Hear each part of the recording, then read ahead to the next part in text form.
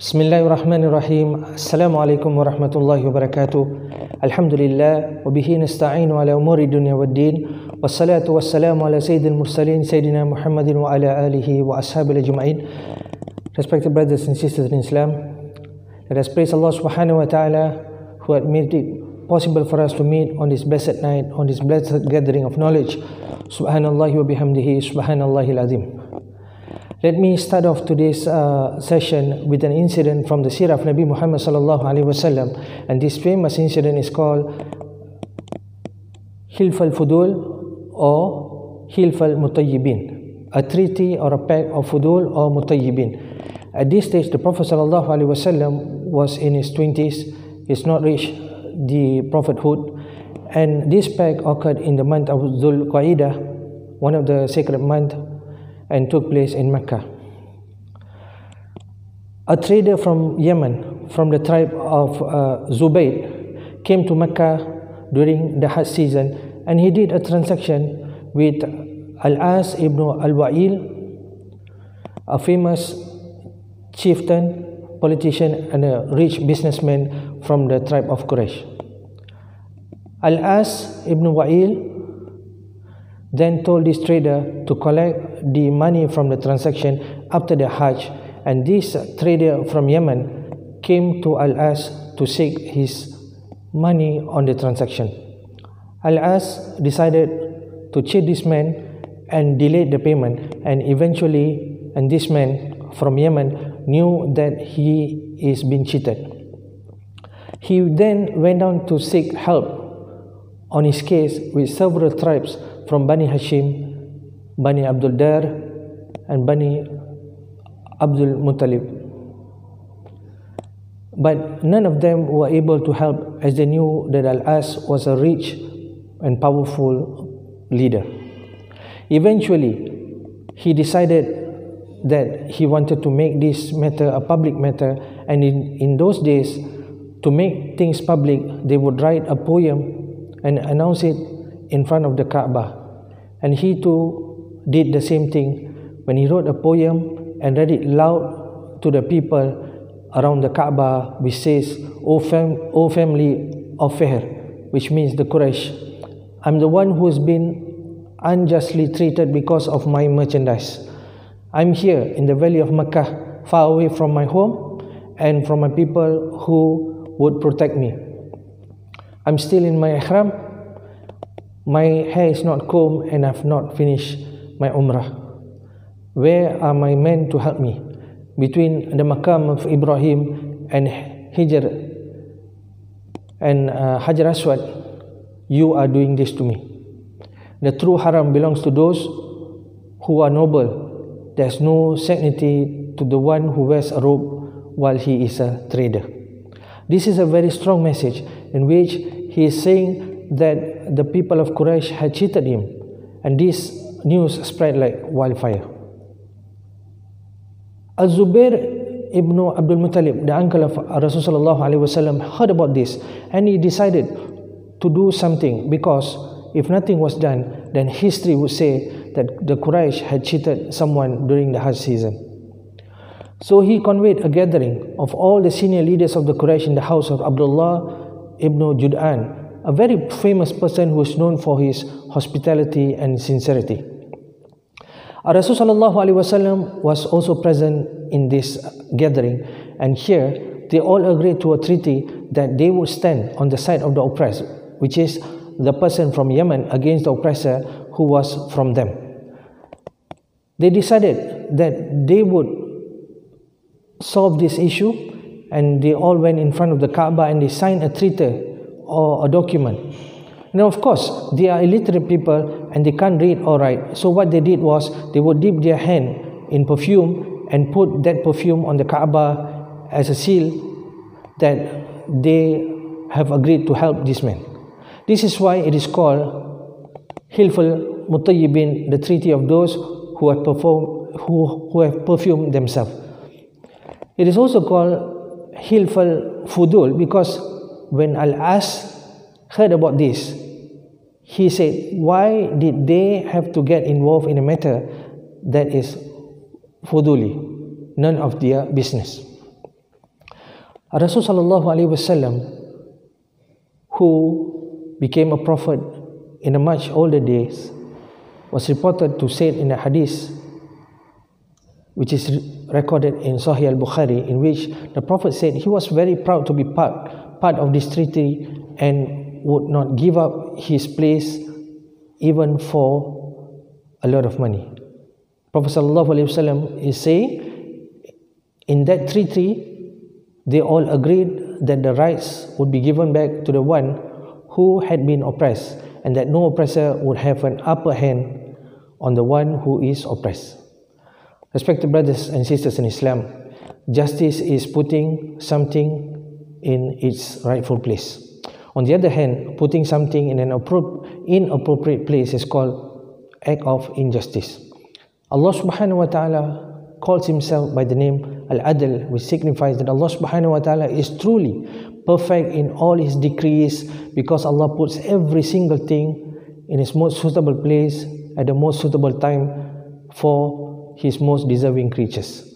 Allah's justice exists in all creations, and his decree and his rizq or subsistence that he provides, and his laws and his legislation. Allah is all just in his creation, just as he is all just in his legislation. He creates all things most rightly and justly, and with utmost divine wisdom and justness. The earth is most rightly and justly placed apart from the sun. The distance between the sun and the earth, and between all the heavenly objects, are most rightly and justly designed. The length of the day and the night, the size of the moon and the earth, the size of the earth, the density, the power of gravity, and its distance from the sun and the moon, is everything perfectly designed by Allah subhanahu wa ta'ala, who is Al-Adl. Allah is Al-Adl is manifested by his divine command, in which Allah says in the Quran, La yukallifullahu nafsan illa us'aha, in which he says, Allah does not burden a person beyond his capacity.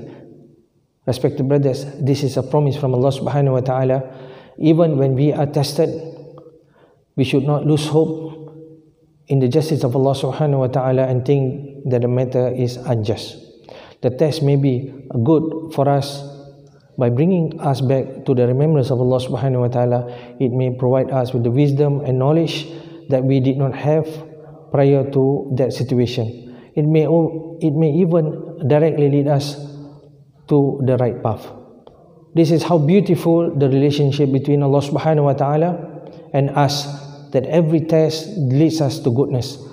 Aisha radiallahu ta'ala narrates in a hadith of Nabi sallallahu alaihi wasallam, where the Prophet says, there is nothing that befalls a believer, not even a prick, not even a thorn that pricks him, that Allah subhanahu wa ta'ala will record a hasanat, a good deed for him, thereby or erase from him a sin. With the name of Al-Adl, we must understand that the complete justice will finally be provided on the day of judgment. All the good that the humans did and all the evil will be paid out on that ultimate day. Allah subhanahu wa ta'ala says in the Quran, and we place the scales of justice for the day of resurrection, and no soul will be treated unjustly at all. And if there is even the weight of a mustard seed, we will bring it forth, and sufficient are we as accountant. Subhanallah, not one good deed or bad deed will be lost on that day. Only Allah's mercy and generosity will be able to save us. In every Jum'ah, respected brothers, we hear this verse, Inna Allaha ya'muru bil adli wal ihsan wa ita' zil qurba wa yanha 'anil fahsya'i wal munkar wal baghi ya'idhukum la'allakum tadhakkarun. Which means, indeed, Allah orders justice and good conduct and giving to relatives, and forbids immorality and bad conduct and oppression. He admonishes that perhaps you will be reminded. One's relation with Allah subhanahu wa ta'ala must manifest in the way one deals with others. Thus, there is tremendous emphasis in Islam on upholding the rights of all creations, from one's family, one's neighbors, to human beings, to animals and environment. There are many sayings from Prophet sallallahu alaihi wasallam that praises the virtues of a just ruler and assign a place in paradise for the one who rules with justice. On the day of judgment, there will be 7 groups of people who are mentioned in the hadith of Nabi sallallahu alaihi wasallam, completely immune from the sun's heat, and they will be completely in comfort. And the first among them mentioned in the hadith is a just ruler. The concept of justice is most important for a ruler, as he is in charge of the people and the primary disposer of justice in the land. For this reason, the ruler is given a special mention as one of those who will be honored with Allah's shade. When our Prophet Muhammad sallallahu alaihi wasallam arrived in Medina, he began his message to the people with several instructions, which included supporting the weak, helping the oppressed, and spreading peace. Islam was revealed to protect the natural rights and human beings. Islam was revealed to protect the natural rights of all human beings, the rights to life, rights to property and freedom. Violating these rights for any reason without a just cause is a major sin. The Arabic word for injustice, oppression, and wrongdoing is zulm. One reason we should be fearful in committing oppression is that Allah subhanahu wa ta'ala will always answer the supplication, dua of an oppressed person. Mu'az ibn Jabal reports in a hadith of Nabi sallallahu alaihi wasallam, which says, beware of the supplication of the oppressed, for there is no barrier between it and Allah subhanahu wa ta'ala. It is permissible for the oppressed to supplicate against the one who transgress his rights. The wrong person, the oppressed, has 3 choices: to supplicate against the one who wronged him, to persevere and wait till Allah subhanahu wa ta'ala rewards him in the hereafter, or to forgive him completely. The best among them is to forgive, and to do so would attain the greatest of reward from Allah subhanahu wa ta'ala in the hereafter.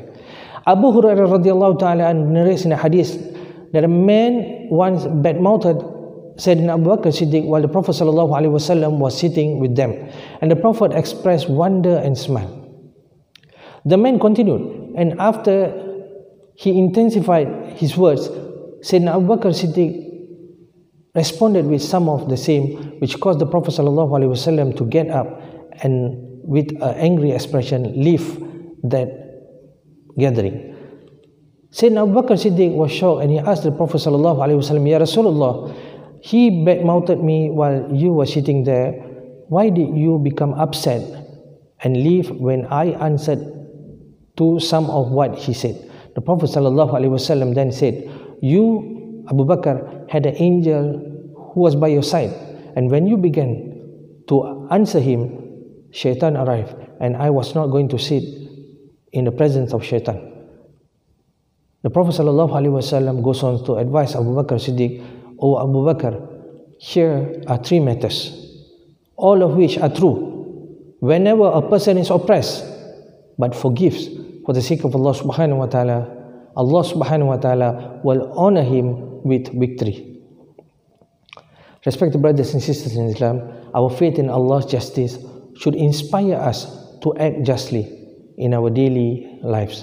In the Hadith al-Qudsi reported by Imam Muslim, Rasulullah sallallahu alaihi wasallam conveyed Allah's words, which means, O my servants, I have made injustice unlawful upon myself, and I have made injustice unlawful among you as well.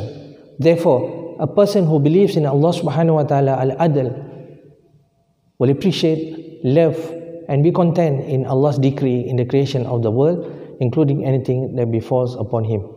For example, if he is healed, he continues to act justly towards himself and towards the people around him. He continues to make dua to Allah subhanahu wa ta'ala while he strives to find a medicine and treatment for his illness. He takes necessary steps to ensure that he does not infect others, as well as he ensures he does not get infected from others. This is how Allah's justice shapes the character of a believer who believes in Allah subhanahu wa ta'ala, the most just. May Allah subhanahu wa ta'ala strengthen our iman so that we can appreciate and take care of all the blessings He bestowed upon us, our religion, our souls, our bodies, our family, and our society. May we succeed in becoming people who are able to strike a balance between our rights and the responsibilities. Amin ya Rabbal Alamin. Wabillahi taufiq wal hidayah. Assalamu alaikum warahmatullahi wabarakatuh.